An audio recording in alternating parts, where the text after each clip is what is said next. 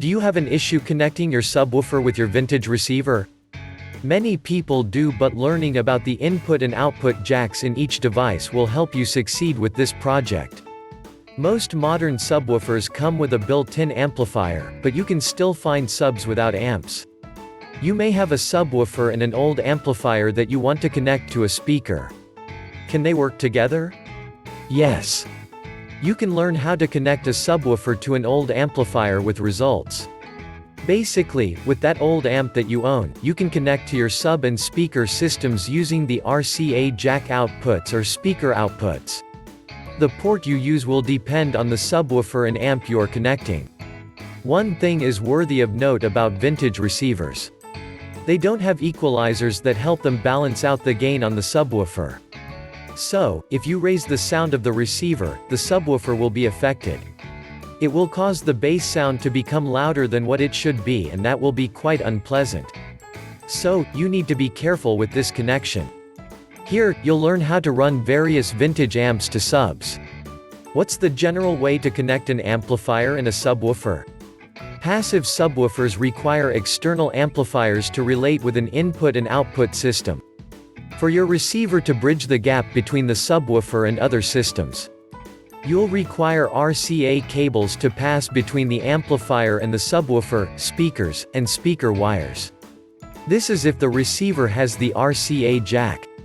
An RCA cable set is a jack of yellow, white, and red terminals. If you're running the sub in your room, then think about placement while considering the connection. Start with passing your receiver into the sub with the RCA cables. While one set of RCA cables will give you a good output, if you want a richer output, like deep, clear sounds, use 2 RCA cable sets. Pass the input channel of the receiver into the output channel of the subwoofer. For most amplifiers, the RCA jack may be indicated with the caption, "Subwoofer output." However, before you start your connection, ensure you turn off your amp and subwoofer, then unplug them from any source of power.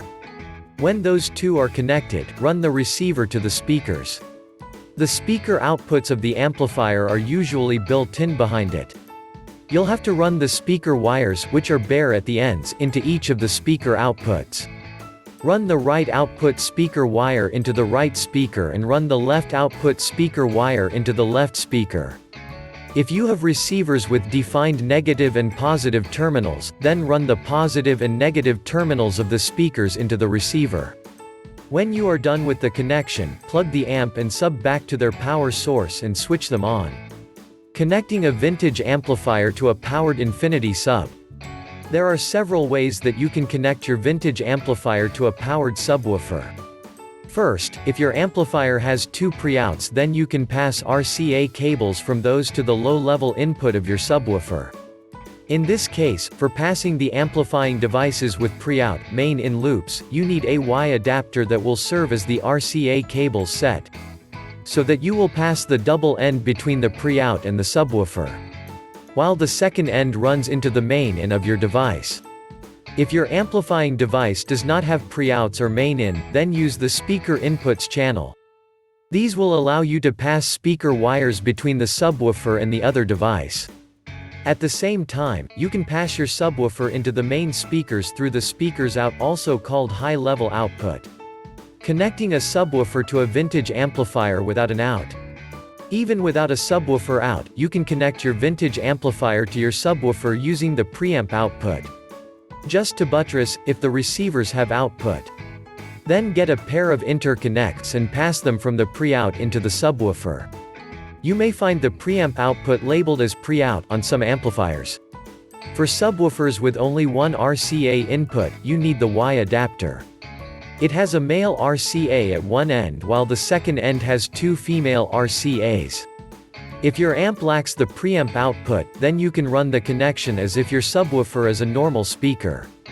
In this case, pass speaker wires from the speaker terminal of the amp to the speaker level terminal of your subwoofer. This will mean running the front right speaker and the front left speaker into those speaker level terminals in your sub. Connecting your stereo system to your subwoofer. You can boost the performance of your entire sound system if you get it right. Stereo systems also benefit from subwoofers. The improvement goes beyond having deep-sounding bass to having a clearer, more sophisticated sound. However, with regards to the stereo system, connecting to the subwoofer works slightly differently. In this subwoofer connection, there are no bass management features for connecting the receiver, which is the stereo system. The subwoofer high-level inputs come handy for this connection. You will pass your speaker cables between the subwoofer and stereo with their output jacks, just like in a vintage amp without preamp output. This double connection allows the speakers on your subwoofer and stereo to get the full effect of the sound frequencies including the treble, bass, and mid-range. The low-pass filter of your subwoofer will measure how high the frequency that the sub can reflect.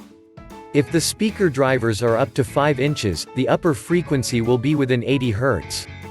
But if they are 4 inches or less, the upper frequency will be within 100 Hz and above. What your high-level signals do to your connection? Connecting your sub through its speaker-level input makes your sub see the exact same signal with other receivers. It'll have no time lag.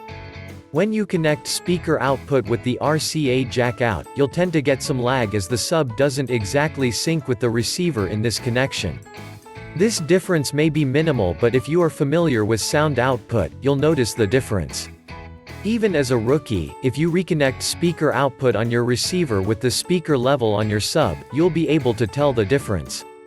When you connect your subwoofer and receiver to the speakers, they both receive a very similar frequency signal with regards to damping and tonal balance. As a result, the speakers and sub give off the same bass vibe within the same period, which ensures there is no lag between the woofers. This phenomenon is important, especially in music studios or devices, since the sound produced needs to synchronize properly. As for home theater subs, the focus is on the deep, heart-thumping bass out. We hope you find this video helpful with connecting your old amplifier. If you've enjoyed this video, click the subscribe button below. Hit the notification bell so you'll know once we post a new video. Also, drop a comment below so we can know your thoughts. Finally, don't forget to check the description below for more details. Visit our site zimsubwoofers.com for more subwoofer tips like this.